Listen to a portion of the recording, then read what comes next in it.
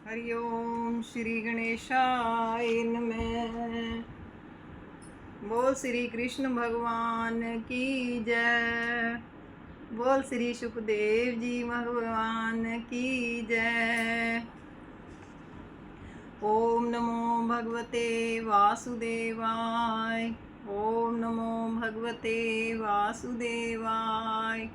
ओम नमो भगवते वासुदेवाय। श्रीमद् भागवत महापुराण 8वां स्कंद 8वां 9वां और 10वां अध्याय। पुनि सागर के मथन सो धनवंतरी भगवान सुधा कलश कर माही गही प्रकट भये मुख खान।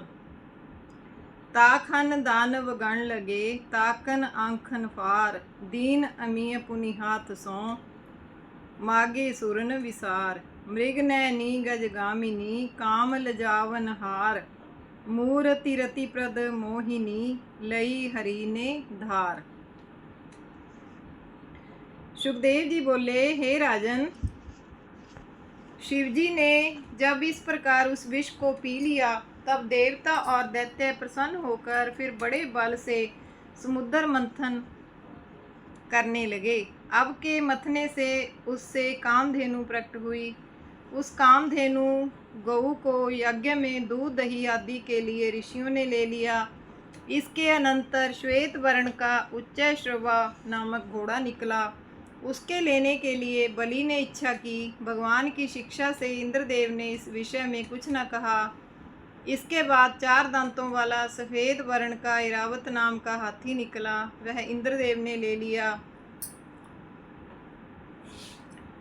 इसके बाद कौस्तुभ नाम की एक मणि उत्पन्न हुई। उसके लेने के लिए हरि भगवान की इच्छा हो गई, अतः मणि हरि भगवान ने ले ली। फिर पारिजात नामक कल्प वृक्ष उत्पन्न हुआ।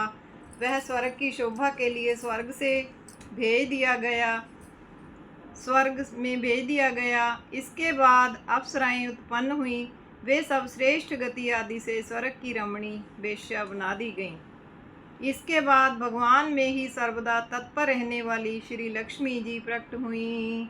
उनके प्रकट होते ही 10 दिशाओं में बड़ा प्रकाश हो गया। उन श्री लक्ष्मी जी के ऊपर मोहित होकर सभी देवता और असुर इच्छा करने लगे। इस समय इंद्रदेव तो उनके लिए आसन लाकर बिछा दिया। सबकी सब नदियों ने अपना अपना स्वरूप धारण करके सोने के घड़ों में भरकर उनके लिए जल रख दिया। भूमि ने सब औषधें, गायों ने पंचगव्य, बसंत ऋतु ने फल फूल लाकर रख दिए। ऋषियों ने अभिषेक किया। गंधर्व गान करने लगे।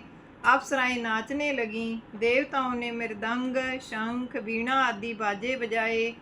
दिग्गज ब्राह्मणों द्वारा पढ़े गए वेद मंत्र से अभिमंत्रित कलशों के जलों से अभिषेक करने लगे। समुद्र ने पीत वर्ण के 2 रेशमी वस्त्र दे दिए।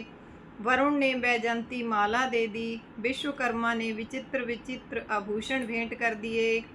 सरस्वती जी ने हार लाकर दे दिया। नागों ने दोनों कुंडल दे दिए। इसके बाद श्री लक्ष्मी जी कमल की माला हाथ में लेकर इधर उधर घूमने लगीं।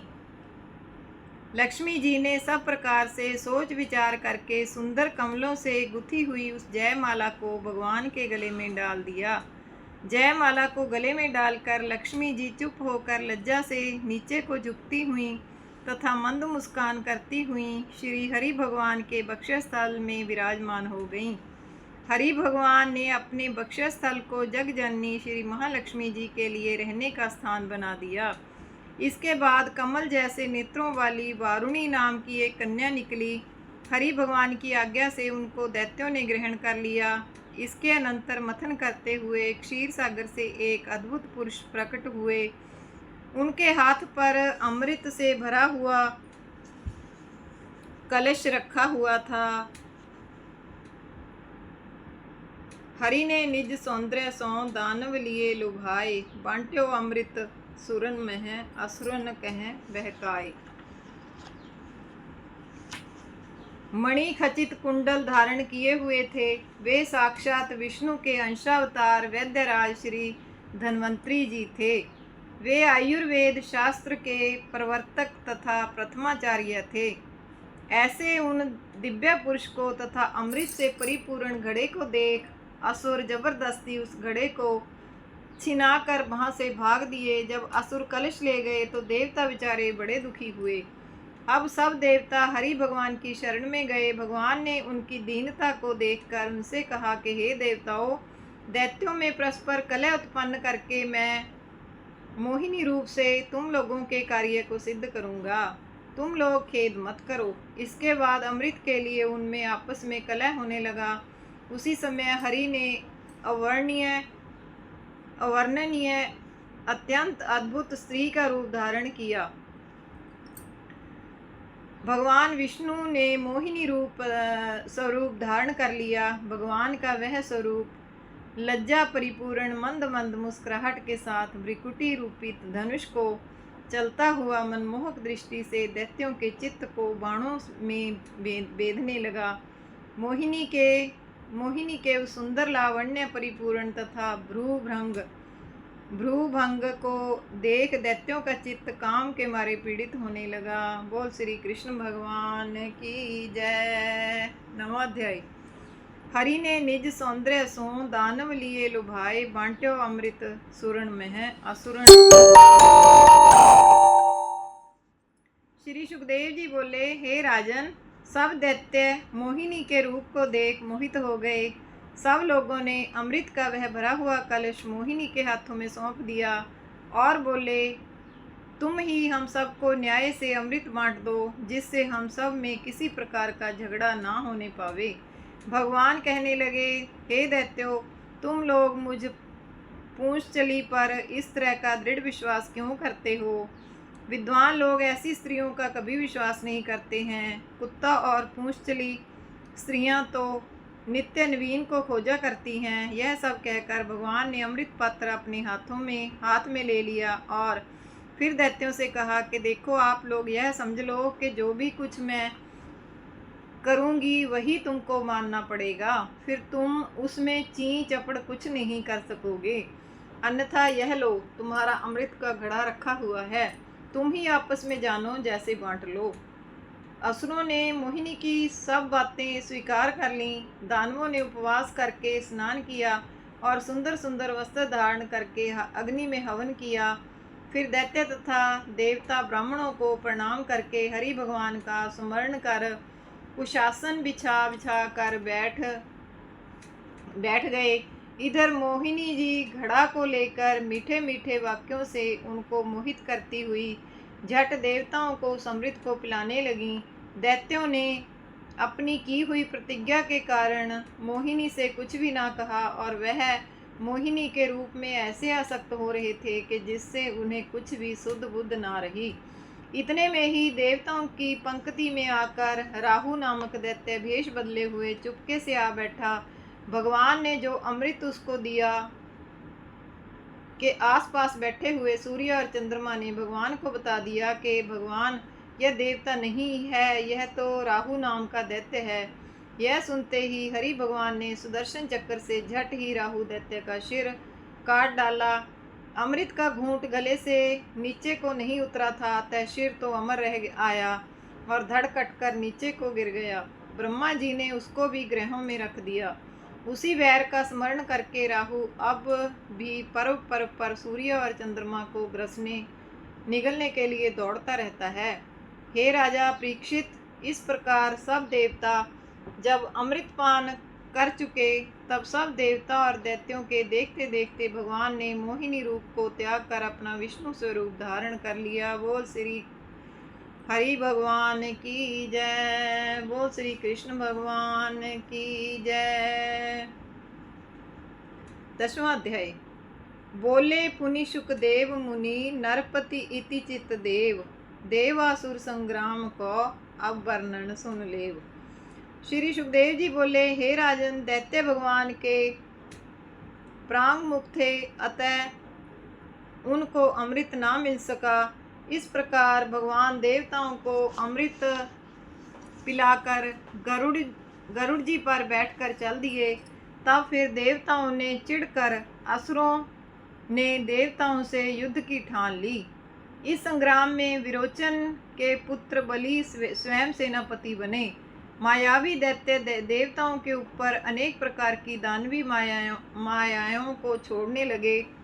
देवताओं के बड़े बड़े सैनिकों का संहार होने लगा। हे नृप, अब इंद्रादि देवता अपने बड़े बड़े सैनिकों को मरा हुआ देखकर बड़े घबराए और अपनी रक्षा के लिए हरि का स्मरण करने लगे। स्मरण करते ही झट उसी जगह भगवान प्रकट हो गए।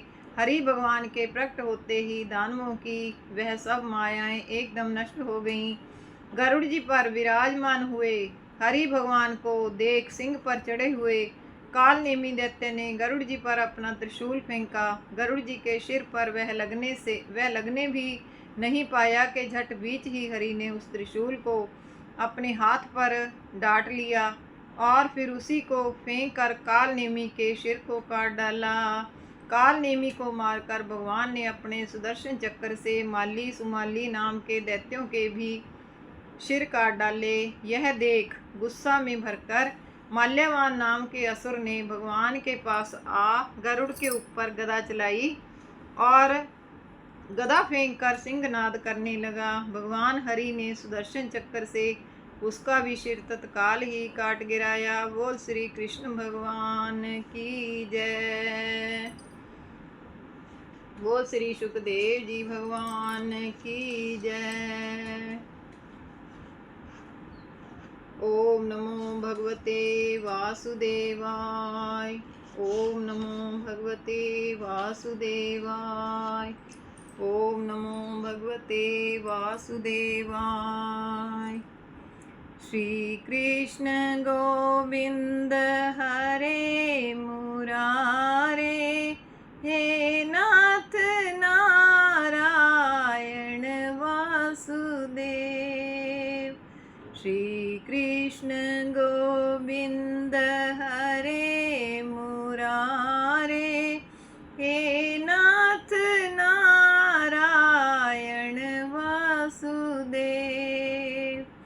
श्री कृष्ण गोविंद हरे मुरारे, हे नाथ नारायण वासुदेव।